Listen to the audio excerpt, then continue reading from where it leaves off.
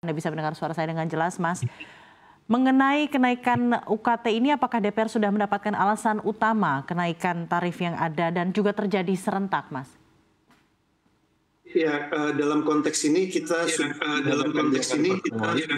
pertama waktu itu akhir minggu lalu adik-adik dari BEM seluruh Indonesia datang ke Komisi 10 untuk audiensi dan mereka sudah menyampaikan pandangan-pandangannya dan keluhannya, dan tentunya kita sangat berterima kasih ya kepada teman-teman mahasiswa BEM SI seluruh Indonesia yang telah memperjuangkan adik-adik kelasnya, terutama maba, mahasiswa baru yang hendak masuk universitas terkait dengan kekisruhan penetapan uang kuliah tunggal dan IP, ya, iuran pembangunan dari institut yang diterapkan oleh universitas. Nah, ini kita serap aspirasinya. Berdasarkan serapan aspirasi itu, kemudian kami memanggil Menteri Pendidikan dan Kebudayaan, Ristek dan Teknologi, Pak Nadiem Makarim, ke Komisi 10 bersama dengan jajarannya untuk mendengarkan pandangan dan penjelasannya.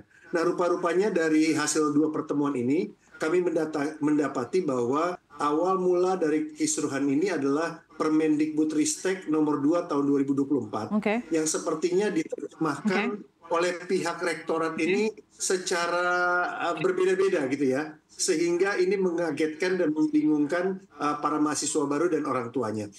Selain itu juga saya pertanyakan, Permendikbudristek yang keluar sejak tanggal 19 Januari 2024 lalu, apakah memang betul-betul disosialisasikan dengan baik kepada pihak universitas-universitas, dalam hal ini pihak rektorat, sehingga menjadi pertanyaan saya, kok bisa terjadi miskomunikasi gitu ya antara Permendikbudristek yang jelas-jelas tertulis penjelasannya dalam lampirannya, terus pelaksanaannya di lapangan yang membuat kisruh di banyak universitas. Jadi ini Permendikbudristek ini yang kita minta untuk segera direvisi, dan kemarin Mendikbud berjanji akan menurunkan tim dan akan melakukan evaluasi di lapangan, dan kemungkinan besar akan melakukan revisi terhadap peraturan menteri yang dia keluarkan. Dengan adanya revisi dari Permendikbud ini, apakah serta-merta berarti UKT akan diturunkan kembali atau akan berada di level sebelumnya? Bagaimana sebenarnya implikasi dari revisi Permendikbud, Mas Putra? Sambil menunggu revisi, tentunya di lapangan harus ada proaktif daripada para rektorat gitu ya. Kemarin saya secara khusus meminta kepada menteri dan jajarannya, terutama juga Dirjen Dikti, untuk agar pihak universitas membuka ruang banding gitu ya, ruang banding kepada para mahasiswa yang merasa bahwa UKT-nya itu terlalu besar.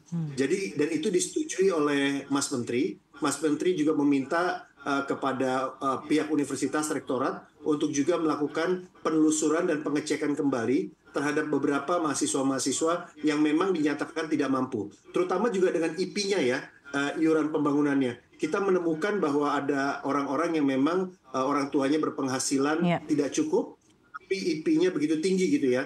Bahkan juga kita menemukan, kemarin sudah dijawab oleh Mas Menteri, ada 50 mahasiswa baru yang akhirnya gagal berkuliah gitu, karena UKT-nya terlalu besar dan IP-nya terlalu besar. Nah, untuk ini Menteri kemarin menyampaikan sudah ada 38 dari 50 mahasiswa itu yang diselesaikan permasalahannya dan mereka bisa kuliah. Sisanya masih menunggu solusi yang akan diberikan pihak universitas dan kementerian. Gitu kira-kira kisruh yang terjadi. Oke, Mas Putra, terima kasih banyak. Mas Putra, tadi seperti Anda sampaikan, ada sekitar 50 calon mahasiswa baru yang seperti tidak bisa melanjutkan kuliahnya akibat dari kenaikan UKT yang begitu drastis. Menurut pandangan Anda, apakah kenaikan UKT yang sudah ditentukan oleh universitas ini sudah mempertimbangkan kemampuan ekonomi mahasiswa dan keluarga? Ya, ini yang sebetulnya Mbak ya, ini tidak ada ruang untuk dari mahasiswa dan orang tua untuk ikut berdiskusi di dalam menyampaikan kemampuan ekonomi mereka.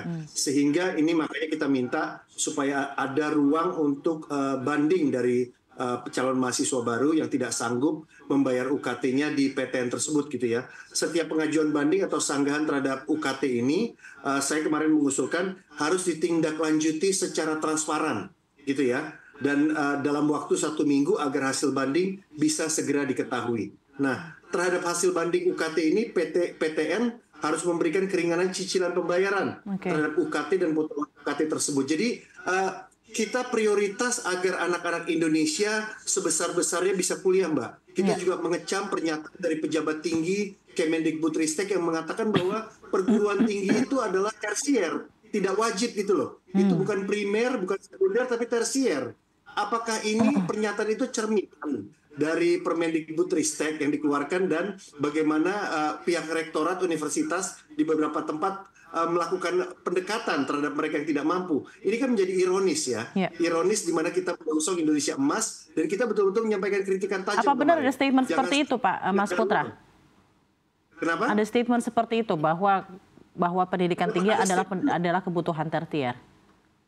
Iya, ada statement itu dan juga sudah dikritik oleh banyak teman-teman dari pemerhati pendidikan dan dari DPR dan di sosial media segala macam bahwa salah satu pimpinan Direktorat Jenderal Dikti mengatakan bahwa perguruan tinggi itu adalah tersier, jadi itu bukan prioritas. Nah ini kan shock kan buat kita kan, dan sangat mengagetkan. Jadi artinya mau mengatakan kalau kamu tidak mampu, kalian tidak usah kuliah. Nah ini menurut saya itu adalah satu pernyataan yang teledor, kebablasan, dan juga harus dinyatakan tegas, bukan menjadi sikap dari pemerintah.